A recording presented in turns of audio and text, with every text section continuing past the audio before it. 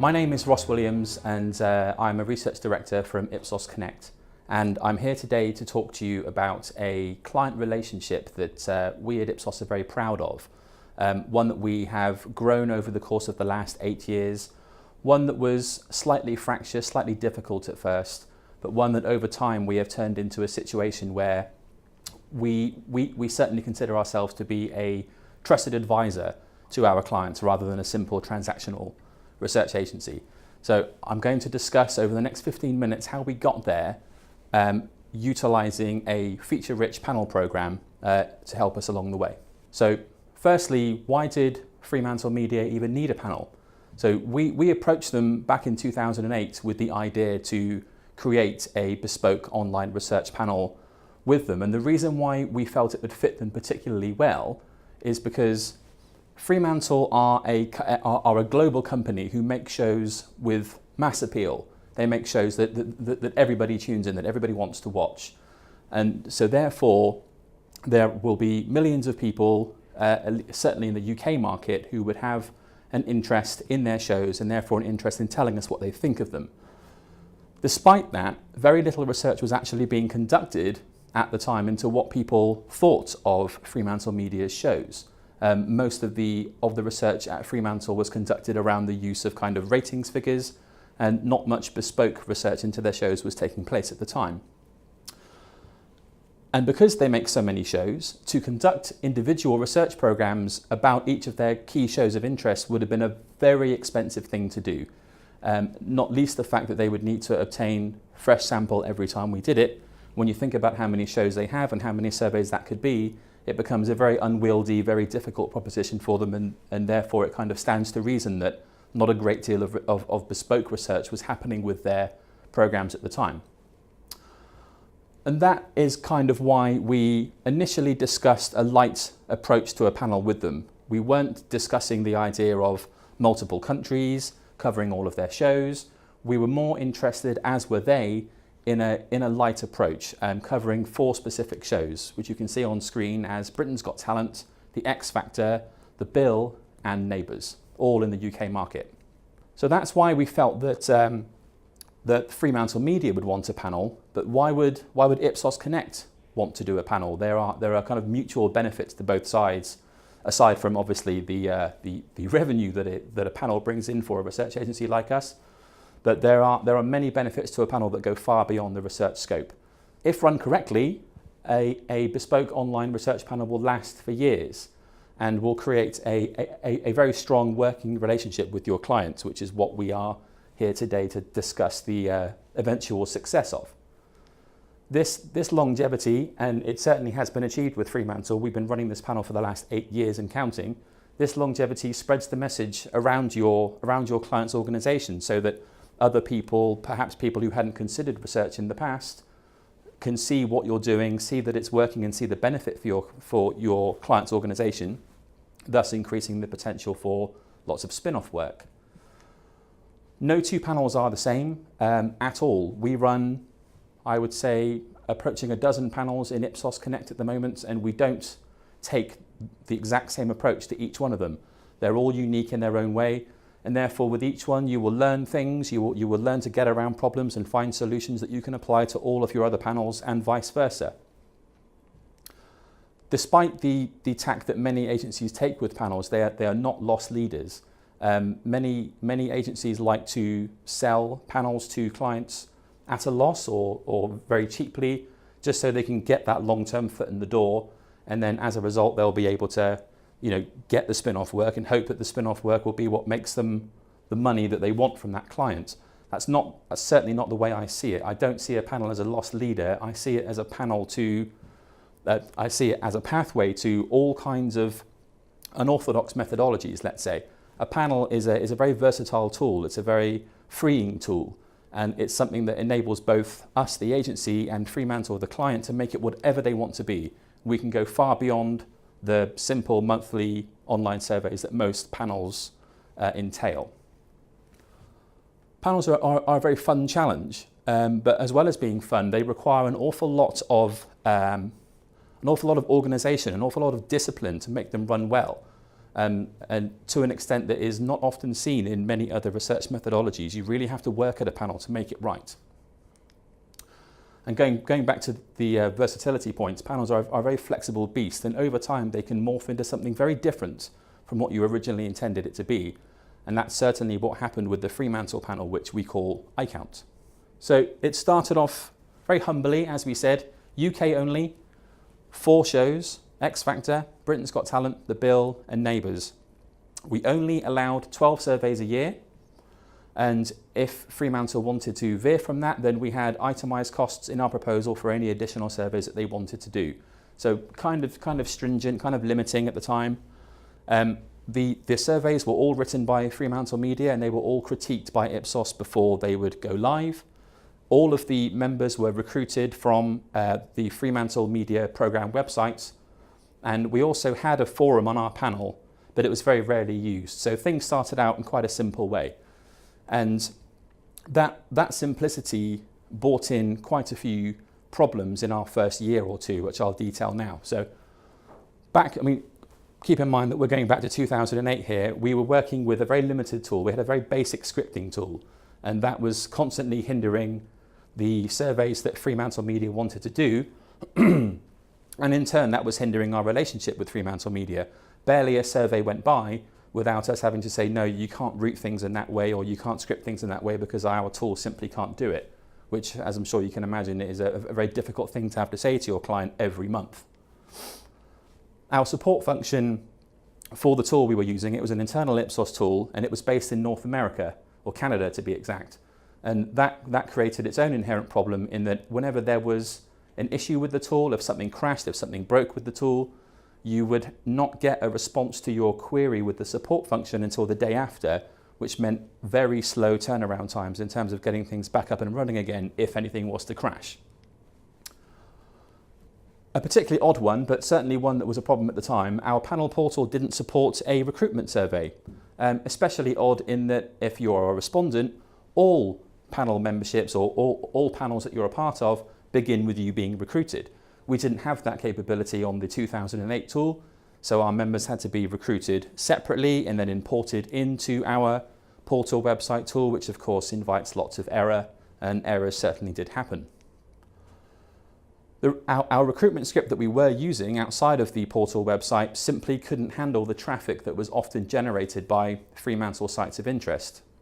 An example is that we were given permission to recruit for our UK panel from the Britain's Got Talent Facebook page, which at the time had hundreds of thousands of regular users on it. So when we launched our recruitment survey, on that page it immediately crashed, and I believe I think about one person managed to get through of the tens of thousands who tried to. Not a very successful venture.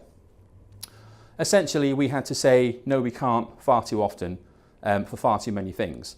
An example, as you can see on screen, is that we also weren't able to wait within the tool that we worked with.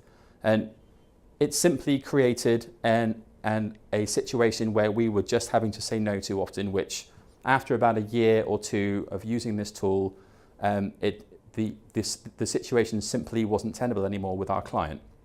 So what were we doing wrong? Quite a lot of things, you would say, but essentially what we were doing was fitting the needs of our client around the limited capabilities of our tool, whereas what we're supposed to be doing is fitting the capabilities of our tool around the needs of our client. At the time, we simply weren't able to do that, but fortunately, after a fairly fractious first year, gains were made, and the panel and the tool and its technical capabilities improved very slightly over time, and as that happened, the relationship between Fremantle and Ipsos also improved. So a few examples. We were able to be much more flexible in what we were able to give our clients. So not just a group of thousands of people who are willing to take part in market research strictly for the purposes of FremantleMedia, but we were able to do away with this limiting one survey a month and that's it rule. And we found a way to be able to offer them as many surveys as they liked, regardless of how many they did, regardless of the frequency, and regardless of the subject matter, which was a pretty significant win for us. We learned how to incentivize better. As I was saying a few minutes ago, you learn things from other panels that you can apply to a panel that you may be struggling to run. And we learned to incentivize our panel in much different ways than simply giving out a prize for a lucky person who you draw out of the 1,000 or so who complete your surveys. We learned how to engage our panel members and not just giving them things in return for taking part. We found ourselves able to offer device agnostic surveys. Many of FremantleMedia's programs of interest are designed to be watched by young people. Young people don't complete surveys on their computers anymore, they complete them on their mobile phones. If we can't offer that, then we don't get completed interviews from young people. Eventually, on the tool we were using, we were able to crack that problem, and therefore our respondents can complete their surveys on any device that they so wish. We were able to bring in other techniques. Another thing I said earlier is that it's a panel, if run well, is a very freeing tool rather than a limiting tool that enables you to do any kind of research you want, as long as your members are, in theory, game for it. And as a result, we were able to run online focus groups with willing participants and incorporate that technique into the regular panel operations. We branched out into other programs. So before too long, we weren't just covering the original 4 that we mentioned. We were able to cover everything that FremantleMedia was launching in that market. So we were doing surveys on programs like The Apprentice, or even programs that they don't make, but they have a particular interest in knowing about, competing light entertainment shows, for example. We were able to add other markets to the research program. Once we got things running better in the UK, we launched a panel in America. That ran well for a year, so then we launched the panel in Australia, and then we launched the panel in the Netherlands, and so on. So it's now a truly international concern for FremantleMedia. And essentially we were, with all of these gains, all of these wins, we were slowly becoming a trusted partner rather than just an agency who was running a panel for them. So the remit grew, and as it grew, USA, American Idol, The Price is Right, Family Feud, and many other shows, many other markets were brought in. Count Duckula. We were able to do anything and everything that Fremantle were interested in, bringing back old shows that hadn't been around for decades, or simply making improvements and changes to their existing formats. And as a result, Fremantle's use of the panel grew considerably. So whereas we were doing about 12 surveys a year in 2008, 2009, nowadays in a market that's busy, we could launch a survey every week. Sometimes we'll launch several surveys in a week. In terms of the frequency, we're free to do whatever we want, and therefore we're free to answer all of the questions that we see on screen. Our surveys on the iCount panel regularly cover things like who are the potential future stars of our shows, who are the next hosts of our game shows, or whatever it may be. If we have a show that is successful in one market, is that show transferable to the USA or the Netherlands or whatever is the market of interest? Is my program, is my game show running at too quick a pace or too slow a pace? How do long-running shows perform in general on key metrics? Does my pilot have the potential to become a full-blown show, or does my concept have the potential to become a pilot? Why do people watch the programs that are in their repertoire every week? What do people want from Saturday night TV in the future? What are the sponsorship and merchandising opportunities for a show? And it just goes on and on and on. These are just a few examples of the multitude of things that we've been able to help FremantleMedia answer over the past 8 years. So one thing that a very important thing I would say that this taught me over time, and it's something I touched on earlier, it's not about fitting your client around what your tool can do. It's about the right panel for the right client. Now, at Ipsos, we have several tools that we work with to deliver bespoke online panels. We don't just have the one tool. We take our clients' needs and we look at the repertoire of things that are available to us, and we say, for this particular client, this tool is the answer because X, Y, and Z. And it's something that we are very proud that we are able to do and very able to offer for our clients. And so that philosophy, that learning, actually led us to stop using the internal Ipsos tool that we had been using for so many years, or 6 years to be exact. So now the year is approximately 2014, 2015. FremantleMedia is happy, the panel is running very well, but every year we go in to discuss commissioning the next year of the panel, and every year there are certain things that Fremantle would like to do, or it could just be ideas that we have thought of for improving the panel that may be a struggle to deliver. And every year we have to go back to our panel supplier and our internal supplier and say, these are the things we need to do, are we able to do them? Eventually we reached a point where Fremantle's needs outgrew the capability of our internal tool, and therefore our only option was to find somebody who could do this for us, rather than, again, fitting the needs of our client around the limitations of our tool.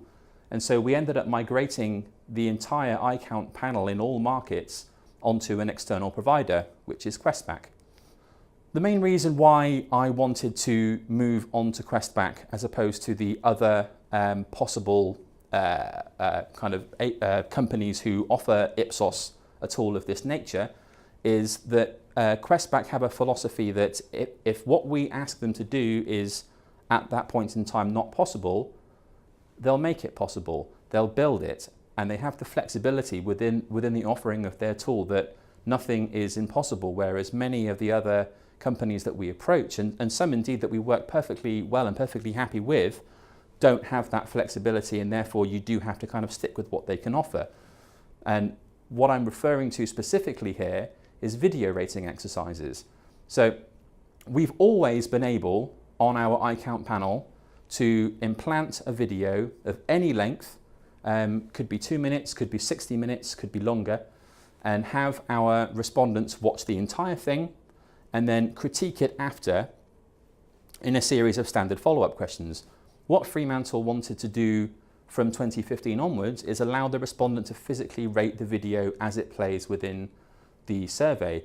Now that doesn't sound like a particularly difficult ask, but it does become one when you're asking a respondent to critique a video that is the length of an entire episode of a show like X Factor or a soap or something else. That is something that is surprisingly rare even in this day and age, mostly because of the requirement of the respondent to do it, but also technically for many this is not possible to do. Now, I don't have the nerves to try and show a live video rating exercise here because it would obviously go wrong, but what we're showing on screen is what the video rating tool looks like. So if you look at the left image where we've used the John Lewis Christmas ad as an example, you can see that the video is playing, looking at the progress bar on screen, and then below that you can see an opinion bar where we are free to change the wording. It says boring and exciting on screen, but you can have it saying anything you want. And the respondent simply moves the cursor right and left, which changes the color of the bar from green to red, and tells us in real time what they think of the advert or the pilot or the full-length entertainment show as it plays. It also allows the respondent to say that at this point I would have stopped watching, so they can kind of turn off the video. It still plays, they can still rate it, but then we have the option of no longer considering the feedback of someone who said, if this were reality, I would have changed the channel.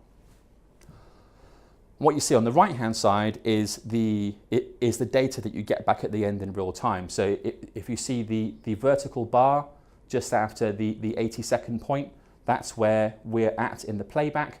And then the kind of wiggly lines going across the screen show you what the average rating is in terms of its boring versus exciting index. And the blue bubbles you see on screen are the concentrations of where people would have turned off at that point while watching. So what Fremantle have is the ability to show something of any length and see back in real time exactly what people are thinking of it, rather than having to rely on recall in the form of a few questions later, which is tricky because you are often asking people to recall something that they have been watching for the last hour or so. So that for me was the main reason why I wanted to move from the existing Ipsos tool over to the Questback tool. But we were also able to resolve a few long-standing issues that we had, while also not compromising on the things that we had managed to improve about our panel over the length of time that we've been running it. So a few examples. The issue of waiting for support from North America was eradicated because Questback support is in the same time zone as us. Therefore, if something goes wrong, it's resolved the same day, as opposed to not even getting a response until the day after. Migration was very easy from our tool onto this tool. And I mean, for anyone who has ever run an online panel and migrated it from one tool to another, everyone has a horror story to tell about that. I certainly have several, and several for just this one panel. But when moving it over onto the Questback tool, it was a very easy, error-free transition. There are regular updates to this tool, just as there are regular updates to any other panel tool that's out there, but these updates don't cause any loss of service. Some of these tools that you work with, you have to stop or make sure you aren't launching a survey at the time, or take it out of field for a few minutes, or even have whole days where you can't run surveys because updates are happening. With this tool, the updates run seamlessly, and they can happen while you have a survey in field and nothing happens, nothing goes wrong. We were able to maintain our fast survey turnaround times. It's something we've always been quite proud of. Even back when we had a very simple tool, we were able to turn things around very quickly. Our personal best is getting a survey into field 90 minutes after the questionnaire was signed off. And there's certainly been no loss of service there with what we can do. Questback have a very good, very comprehensive on-site training facility. They've been to Ipsos, they've been to Fremantle, and they've trained everyone, and everybody understands how to use the tool and how to get the best out of the scripting and the back-end reporting capabilities, which is fantastic. And here it is, a few examples of the back-end reporting that that are kind of detailed enough and user-friendly enough that we don't have to involve any kind of expensive data processing situation with the tool. We've also been able to add additional markets with ease. We've already added one market to the panel since we have migrated onto Questback, and we are currently in talks to add another. And there's just no fear at all that anything will go wrong or that any databases will become accidentally merged or anything like that. And one thing that we've been able to maintain is the DIY scripting. We script the surveys ourselves, which is why we're able to do it so quickly. We don't rely on another online team to do it or Questback to do it. And the tool is just as good, if not better, as any tool we've used so far. So what do we have as a result? We have a happy panel. Our panel, many of them have been with us for the entire length of the iCount panel, around 8 years. There are 15,000 plus people worldwide on our panel who we're able to contact whenever we like for advice on how to better Fremantle's output. These people are engaged, in that they are given the chance to freely critique the types of shows that they genuinely enjoy watching, and that's why they are recruited to join this panel. They're respected by us. We have a very strong rapport with them. Again, some of them have been with us since the very beginning, and some of us we know quite well now over time. They're very interested in what we do, because essentially all this panel is trying to do is make the shows that they enjoy better, and therefore they're very invested. They recognize that they have a lot of influence. We frequently tell them the types of decisions that are being made as a result of the work that we do on this panel, and therefore they know that what they're doing is making a difference. They are conditioned. I don't mean that in a creepy 1984 kind of a way. I mean that it is made very clear to them at the point of joining the panel how frequently they will be expected to take part in something and what it's likely to be about. So although on iCount we run surveys, I'd say a little more frequently than we do on our average panel, they know to expect it. They've been doing it for years, and therefore it's no surprise to them if they get a survey a couple of days after the last one that we sent them. They're fair-minded in their critique as well. They don't join the panel to basically rant about how much they hate the X Factor. They're always very constructive with their opinions. And above all else, they are TV fans, and that's why they're on iCount in the first place.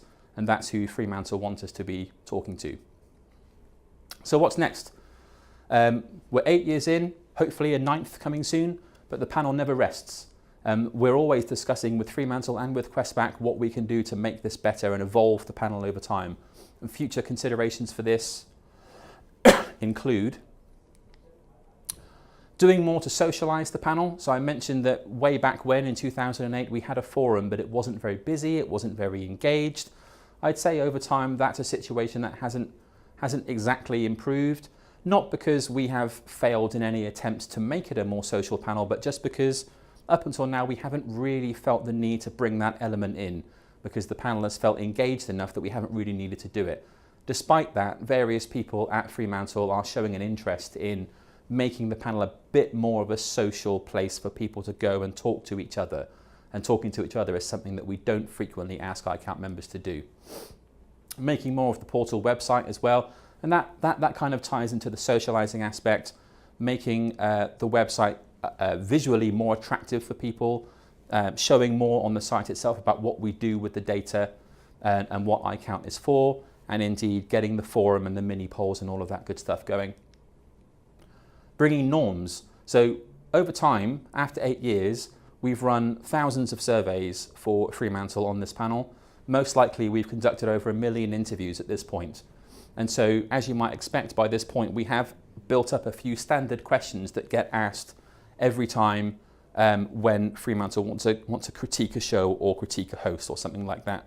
So over the past few weeks we've been building in norms so that Fremantle can see how their show is performing against the last kind of 8 years of feedback on all of their shows.